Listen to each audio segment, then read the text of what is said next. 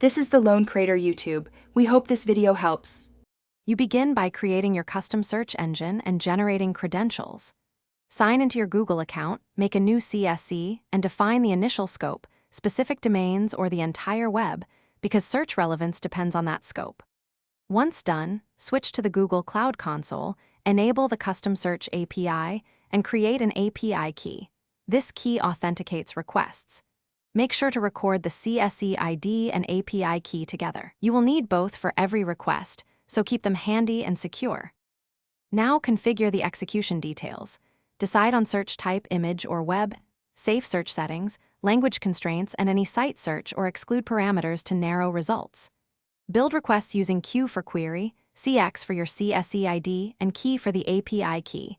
Include optional parameters like num, start, and fields to reduce payload. Test calls with curl or postman and inspect the JSON response.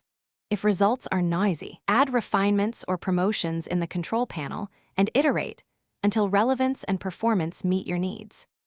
Finally, integrate the search into your front end via the JavaScript client or make server-side requests to keep your key private. Implement pagination using the start parameter and parse items for title, link, and snippet. Cache frequent queries to save quota. Once deployed, monitor quota usage and enable billing if you need higher limits. If you encounter errors, check key restrictions and CSE ID, then retry with exponential backoff. A key troubleshooting tip: verify API key restrictions and CSE ID pairing first. Most failures come from mismatch. Thanks for watching. Consider subscribing if we helped you.